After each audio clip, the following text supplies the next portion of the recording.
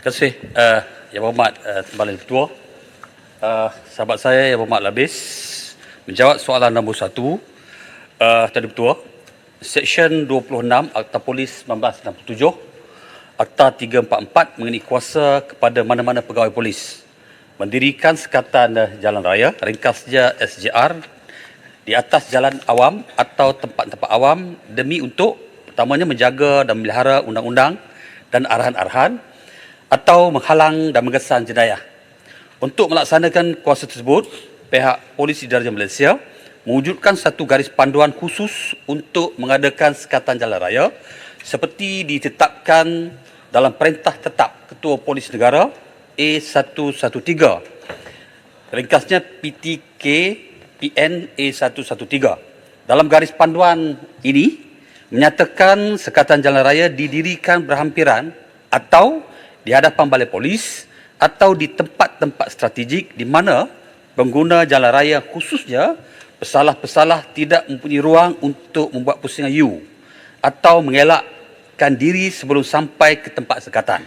Walau bagaimanapun, sekatan ini tidak boleh didirikan di tempat-tempat sama sepanjang masa.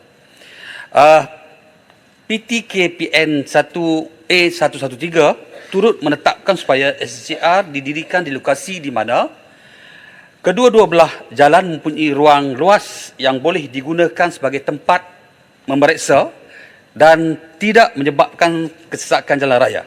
Walau bagaimanapun, perhatian patut diberi untuk menghalang kenderaan daripada menggunakan kedua-dua ruang ini.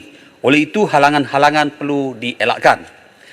Pelaksanaan SJI ini, Tuan Ketua, memerlukan peralatan-peralatan seperti papan tanda berukuran 3 kaki 6 inci berwarna putih dengan perkataan berhenti pemeriksaan polis atau ikon polis. Sekurang-kurangnya satu lampu WC ditempatkan di tengah-tengah atas bingkai tersebut. Lampu marshal digunakan untuk memperlahankan kenderaan pada waktu malam. Lampu suluh bagi kegunaan pemeriksaan kenderaan semasa keadaan gelap. Sekurang-kurangnya 2 pasang gari mesti dibawa semata sekatan jalan raya dan peralatan perhubungan. Arahan tetap Ketua Polis Negara A113 turut menetapkan supaya jumlah keanggotaan Yang Berhormat yang bertugas di SJR hendaklah sekurang-kurangnya terdiri daripada 4 pegawai rendah polis yang bertanggungjawab ke atas pengawasan pemeriksaan kenderaan serta mengawasi aliran trafik. Kesimpulannya, kejayaan dan keselamatan anggota-anggota yang menjalankan SJR bergantung kepada kewaspadaan mereka menjalankan tugas. Perlu diingatkan bahawa mereka sentiasa terdedah kepada perhatian musuh di mana mereka tidak akan teragak-agak mengambil tindakan ganas apabila berlaku kecuaian atau tidak berwaspada dan tidak bersedia menghadapi sebarang kemiskinan.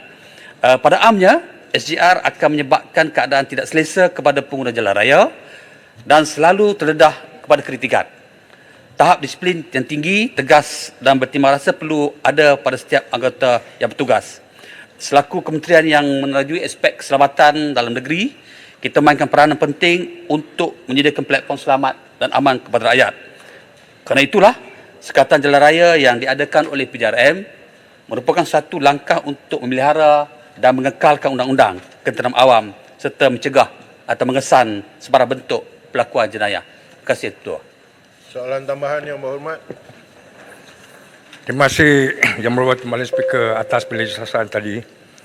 Kita semua tahu atau faham keperluan pihak berkuasa untuk mengadakan sekatan raya untuk bagi atau tujuan untuk mengesan penjenayah.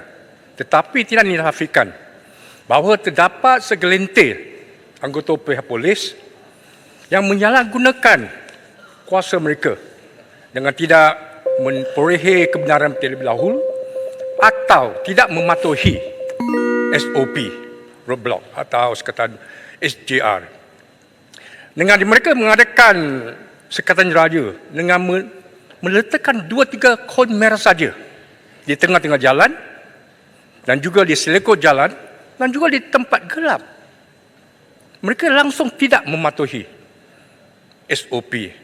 Proses saya, kalau berlakunya kemelangan di mana pengguna jalan atau pemandu kereta tidak sempat untuk berhenti dan merempuk anggota pihak polis, siapa akan bersalah? Siapa yang bersalah dalam keadaan tersebut? Sila jelaskan. Terima kasih. Yang Berhormat Menteri. Terima kasih Tuan Ketua. Terima kasih Yang Berhormat Labis. Saya nak sebut bahawa PDRM mempunyai SOP dan garis panduan yang mesti dipatuhi oleh anggota sewaktu menjalankan tugas dalam Sekatan Jalan Raya. Berasaskan arahan dan perintah tetap Ketua Polis Negara yang cukup terperinci dari segi aturan yang telah pun dilatih kepada pegawai. Dan selain daripada itu, kita juga ada arahan pengarah Jabatan Siasatan dan Penguasaan Trafik dalam konteks yang sama, iaitu arahan-arahan pentadbiran yang juga menjadi garis panduan kepada anggota kita untuk melaksanakan dan melakukan sekatan-sekatan jalan di mana-mana tempat. Namun demikian, saya nak sebut bahawa jika ada sebarang aduan atau perkara-perkara yang mungkin tidak berhati atau dilanggar oleh mana-mana pegawai, kita akan lakukan tindakan siasatan oleh Jabatan Integriti dan Pematuhan Standard JIPS di bawah PDRM. Maknanya kita tidak sewenang-wenangnya membiarkan anggota kita melaksanakan tugas yang tidak mematuhi SOP. Ada tata cara dan juga tindakan-tindakan yang dibuat melalui Jabatan Integriti dan juga Pematuhan Standard PDRM. Terima kasih. Silakan Yang Berhormat Alustar. Terima kasih Yang Berhormat Datuk Speaker. Yang Berhormat Labis tadi bertanya tentang kemalangan yang berlaku di Sekatan Jalan Raya pengguna merempuh anggota polis. Saya ingin tanya apa penambahbaikan yang kementerian buat untuk menjaga keselamatan anggota polis pula yang risiko berlaku kemalangan dirempuh oleh kenderaan, satu. Yang kedua, bolehkah dipertimbangkan supaya Sekatan Jalan Raya ni di lebuh raya ataupun di jalan-jalan yang banyak lorong, dibuat Sekatan Jalan Raya itu di semua lorong, bukan hanya satu lorong saja. Kadang tu dia ada 4 lorong highway, misalnya 3, tapi dibuat satu lorong saja Sekatan Jalan Raya menyebabkan kesesakan. Bolehkah buat di ke semua lorong tu, ketiga-tiga lorong tu? Dan akhir sekali, Datuk Speaker, tentang isu tahan pukat ni. Tahan pukat, pengguna motosikal biasanya lah dia akan sebut istilah polis akan tahan pukat di situ, di sini. Contoh berlaku dalam himpunan RAZ di Terengganu sebelum ini.